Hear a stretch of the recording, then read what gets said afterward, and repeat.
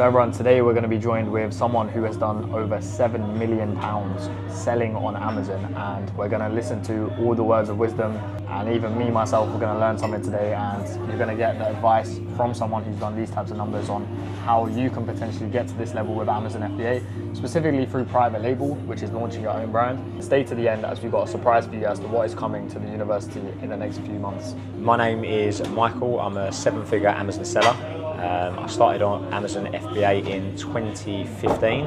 After scaling to 4,000 ASINs, I've done it in every category, every niche, so I know what sells, what doesn't sell.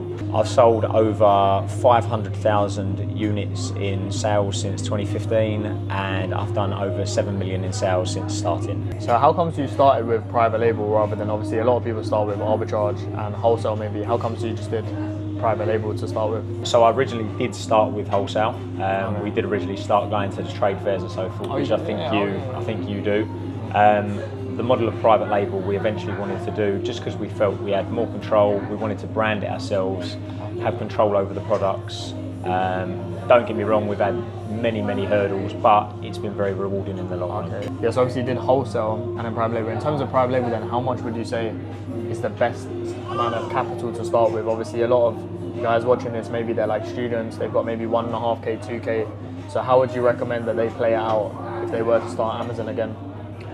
So if I was starting out, I would, preferably with that sort of money, I wouldn't jump into private label straight away because I feel the niches are quite small. For you to start with £1,500, I feel that's quite a small sum. I would personally go into something like wholesale, build your money up, and then once you build your money up, you can then jump into private label. So once you're used to the Amazon dashboard as well, you know how challenging it is on Sell Essential. It's quite challenging. So once you're used to the dashboard, I think with private label, once you've got a know-how, I'd say if you've got £5,000, that's something I would start with. And one thing I would say, I see a lot of gurus talk about, they say, look, you can get started with 3, 4, 5,000.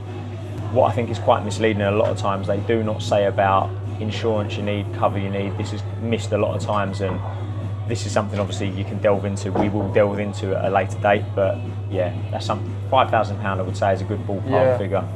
Yeah, 100%, because like with arbitrage wholesale, realistically you just need software, you're reselling someone else's brand, so it's not really your issue, if that makes sense. Like you just mentioned insurance, and obviously a lot of like 18-year-olds might be wanting to start with £3,000, and then they forget the insurance and then they're in a lot of trouble, right? So I think definitely it makes sense to start with a lot more money for sure. So if you were to summarize like the best experiences you've had with private label and the worst, maybe start with the worst and then we'll finish off with the best. What would you say has been your sort of experience? So I would say the best is getting I remember we were out for dinner in a restaurant in London with a few friends up London, and we sold 30 items in one day, and we sat there, and I think we was only making £3 an item, so it was £90, but we sat there like, it was almost like we are onto something here, and that was probably back in 2015, 2016. So when you started, But that was, and I do feel now after selling ASINs at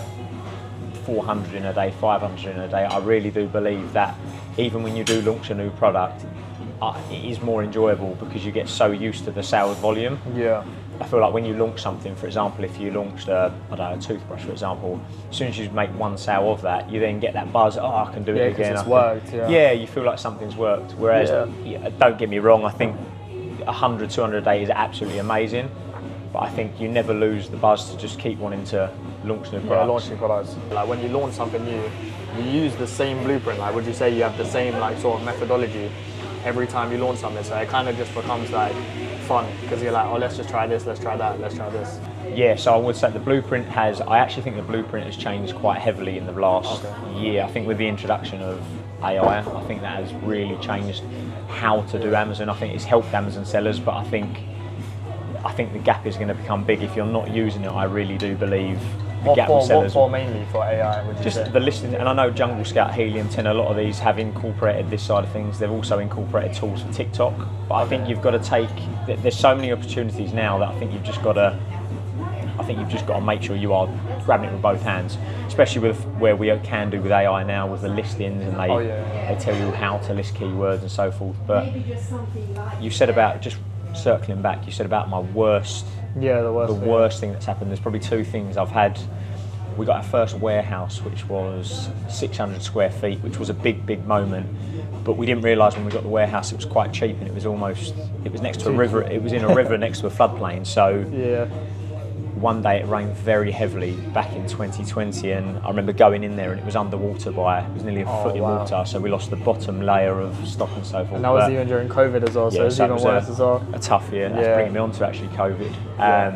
Probably another bad time was when during COVID the containers, they were 18, 20,000 pounds for, I think it was for a 20-foot container, which was crazy considering a container now is around £2,000-3,000. Oh wow. But you're almost talking nearly 10 times That's crazy, on a yeah. container. So Yeah, and obviously a lot of sellers have like, because with wholesale, people have like authenticity complaints. That's probably the one thing you can be careful, but you can kind of control that. You just have to make sure that you don't do certain things and you don't sell certain brands.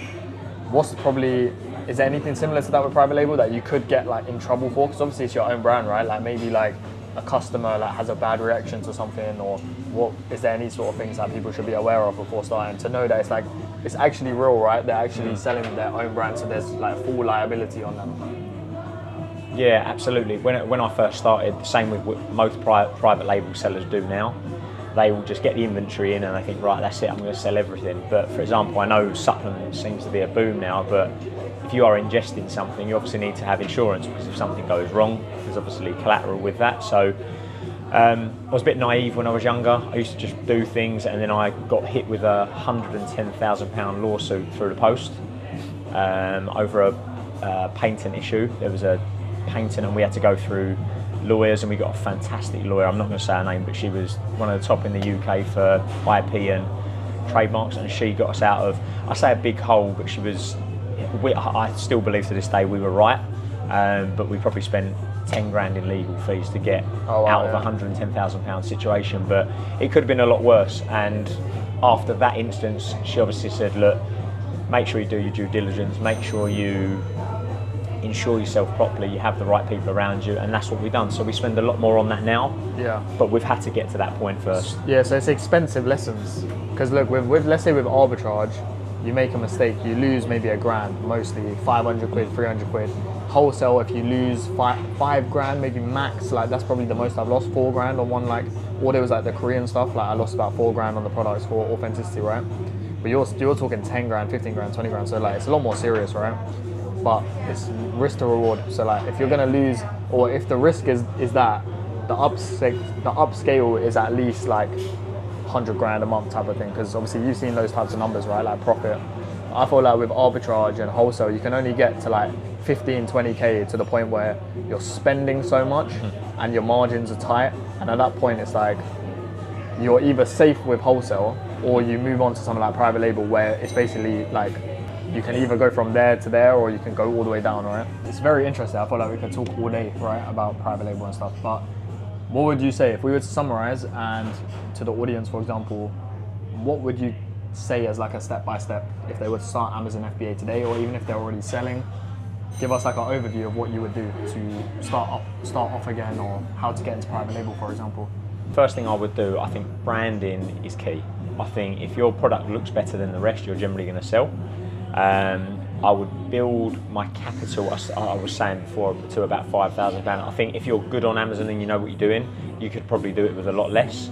Also, I think it's how brave you are with scaling up on the PPC. This is something people delve into a lot, but I think it's really important. If your branding is on point and your PPC is good and you know what you're doing, you're generally going to find yourself hitting sales, but you need to be within the right niche and selling the right product. So if I had less than £3,000, I would be, personally, if it was me, if it was 2015 again, if someone like you was around in 2015, I would have 100% been on your course trying to learn how to do it, because I hit so many hurdles when I've done it myself.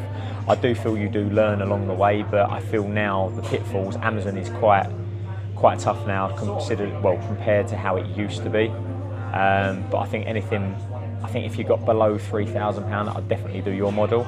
I think if you're in that 3,000 to 5,000, I think it's a grey area. I think it depends on what you're selling. For example, if you're selling a packet of toothbrushes, if you can get the minimum order quantities down to 500, they're probably not going to cost you the earth. But again, there comes certification you need to have.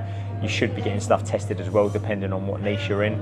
As I said before, supplements is booming, but I wouldn't be doing that with less than £5,000 minimum. So over £5,000, I'd be looking at the private label model. But as I said, I would do your model and then scale up. And then once I feel ready, feel like I'm used to Sell Essential, then I'd be looking to push on and hopefully launch my own brand on private label. The reason I'd say £5,000 as a ballpark figure, because I don't think there's any perfect number on this, is it would cover your inventory, your shipping cost, give you a bit of PPC advertisement money, but again, it heavily depends on what you choose. If you choose something which is expensive, you might blow £5,000 on that.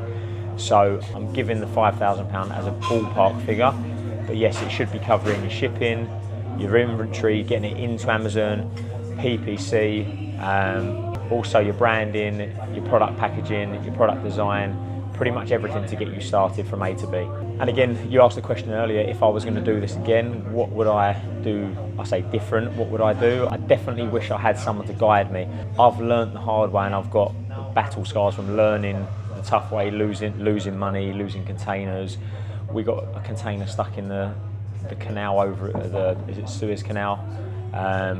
Boat got stuck and we got a container stuck there, and the container got docked there and they wanted money to release it.